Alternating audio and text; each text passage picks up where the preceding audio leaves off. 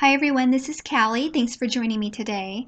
I have a card here that features My Favorite Things adorable elephant stamp. It was released with their last release. There's a new release today. But anyhow, it's just a really cute stamp set and I just wanted to show you how to make it. Before we get started, I just want to apologize real quickly here about the lighting. I know it is a little bit yellow or a lot yellow. My husband has been trying to find some alternatives for lighting for my office area. And so we're waiting for some new light bulbs to come in, and I just really wanted to get this card done. So I apologize for that. So in addition to the stamp set, I'm also going to be using Lawn Fawn stitched heart dies.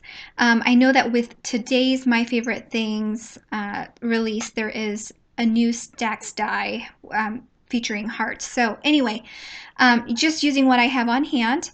I'm using some distress ink here, and I'm using Whisper White Stampin' Up paper because I wanted it to be a really smooth surface for this light tumbled glass distress ink background. So I'm going to go ahead and speed this up and cover up the entire area with some tumbled glass. Again, it does look a little bit distorted in the picture because it's yellow, but in the pictures it does look a lot better. So this is the My Favorite Things Grassy Hills die, and I've already cut that out with some Wild Wasabi Stampin' Up paper, and just figuring out where I want this to be, and then I'll just trim that with my scissors. And I'll go ahead and adhere that down with some ATG adhesive. And to line that up, I just kind of butt that up with the paper on the table itself.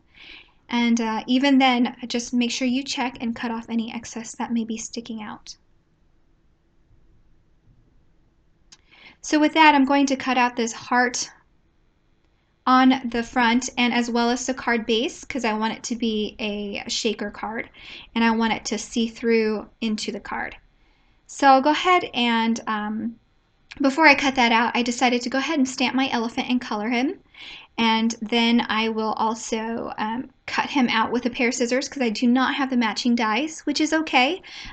It's just not feasible for me to, buy a whole die set when I just need to cut out a few at a time.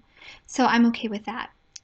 Anyway, I'm coloring this elephant here with Copic marker. So this is stamped on Neenah white solar white cardstock.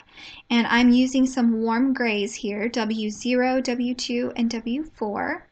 And I do a lot of blending, so you'll notice here in a little bit that it does bleed out a little bit, but that's okay. Again, I am going to be cutting out this image, and I prefer it not have that white background anyway when you use dyes. So I've cut that out, and I'm just laying it on my card base here, or card layer piece to see where I want this. And then I'll go ahead and die cut that out. And in order to cut out the heart on the card base where I want it, I'm using some removable adhesive. And I'm just going to use that negative space from the heart, and I'm going to put it back in the space where it was cut out. And then I'll use that piece there to place that heart exactly where it should go.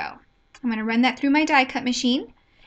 And now I'm just adhering 2 pieces of acetate to make my window. So I'll adhere one to the base and then one to the back of the card layer. So this is going to be a low bulk shaker card. It's not going to have any foam. And this causes the sequins to not be more free-flowing, but that's okay. I decided to go ahead and put the sentiment on the acetate itself, so I'm using some Stazon ink. Stazon ink is for non-porous surfaces, so it dries immediately, and if you mess up, just use some alcohol and a Q-tip and you can wipe that off and stamp again. So I'll adhere that elephant to the front. I don't want to have to do that afterwards.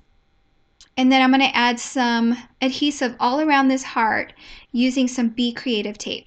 Now I know Be Creative tape can be torn with your hands, but I didn't want any lapses or spaces in the adhesive, so I went ahead and just cut slits while I went. I did this on a recent card as well. So I'll finish doing that, and then once I'm done doing that, I'll remove the adhesive and add my sequins.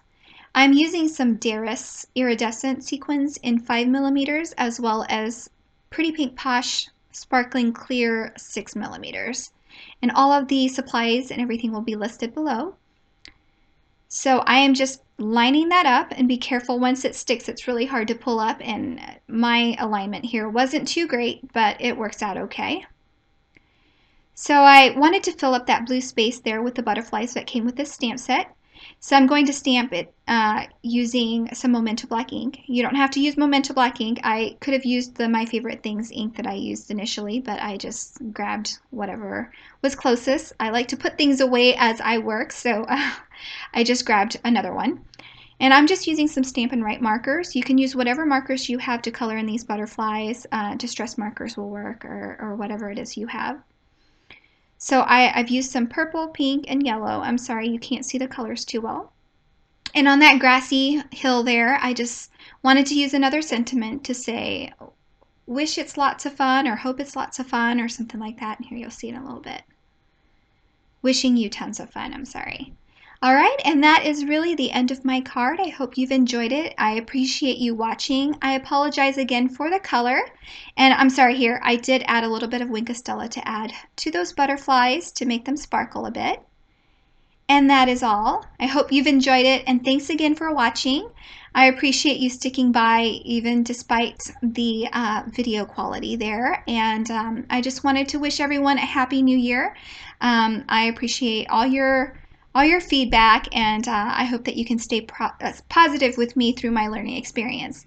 Here are two more cards. One is Mondo Magnolia, and on the right is just a plaid background, and I hope that you'll enjoy those as well. Thanks again for watching, and have a great day. Bye-bye.